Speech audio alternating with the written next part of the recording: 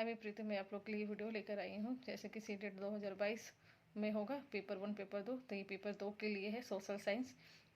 Paper 2 में भी 4 subject होते हैं, CDP, हिंदी, इंग्लिश और सोशल साइंस। और सोशल साइंस में भी 3 सब्जेक्ट होते हैं, हिस्ट्री, जोग्राफी, सिविक्स। तो ये मेरा जो वीडियो है ये जोग्राफी सब्जेक्ट को लेकर है। इससे पहले मैंने जोग्राफी का वीडियो डाला है, तो अगर आप नहीं देखे तो एक बार इसको देख लीजिएगा। और ज्योग्राफी का जो मेरा जो वीडियो रहते हैं वो चैप्टर वाइज रहते हैं। एक चैप्टर को डिटेल में पढ़ने के बाद जो उसका मेन पॉइंट होता है वो नोट डाउन करके वो आपके साथ शेयर करते हैं। तो अगर आप डिटेल्स में पढ़ते हैं इसमें, तो इसमें आप अच्छा नंबर ला सकते हैं। ठीक है, तो आइए स्टार्ट करते हैं।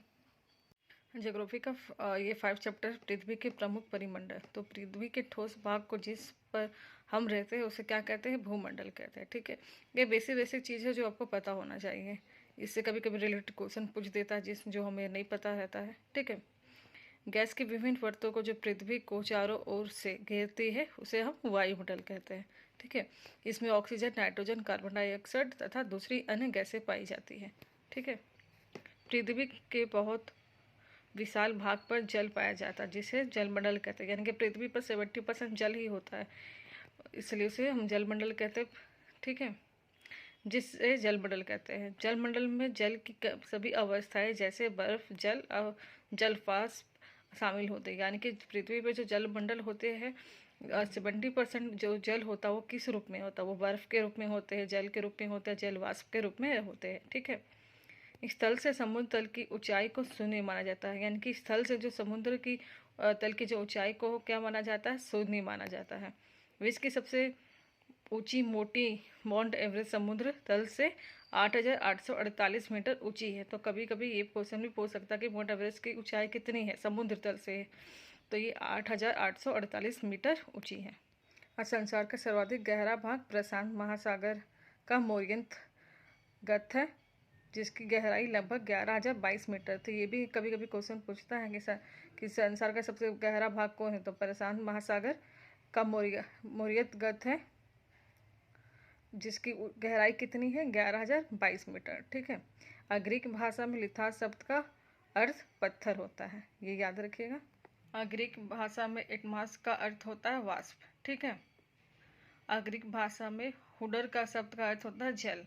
ये ग्रीक भाषा का कुछ शब्द है, मगर कभी पूछ दिया तो तो आपको जवाब पता होना चाहिए। ठीक है, ग्रीक भाषा में वायु शब्द का अर्थ है जीवन होता है। ठीक है, छोटे छोटे पॉइंट है जो अगर पता हो और मान लीजिए कभी पूछ दिया एग्जाम में तो आप उसका आंसर देख सकते हैं। 7 महाद्वीप है।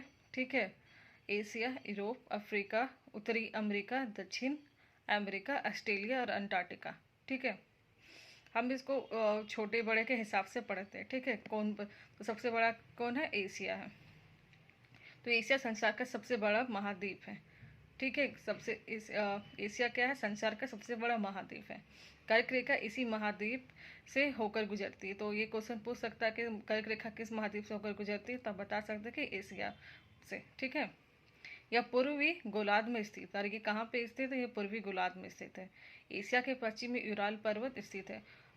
एग्जाम में ये भी पूछ सकता है कि यूराल पर्वत कहाँ स्थित है? तो आप बता सकते हैं कि एशिया के पश्चिम में स्थित है। ठीक है, जो इसे पूरे यूरोप से अलग करता है। किसे अलग करता है? इसे यूरोप से अलग करता है। यूरोप और एशिया के संयुक्त भूभाग को यूरेशिया कहा जाता कहते हैं। ठीक है, तो यूरोप और एशिया के जो संयुक्त भाग है उसे हम क्या कहते हैं? यूरेशिया कहते हैं। पूछा भी जा सकता है कि यूरेशिया किसे कहा जाता है, तो आप बता सकते हैं कि यूरोप और एशिया के जो संयुक्त भाग है उसको यूरेशिया कहते हैं। ठीक है, यूरोप प्लस एशिया। फिर यूरोप का क्षेत्रफल, यानी कि पहला हम लोग पढ़े थे एशिया, उसके बाद यूरोप।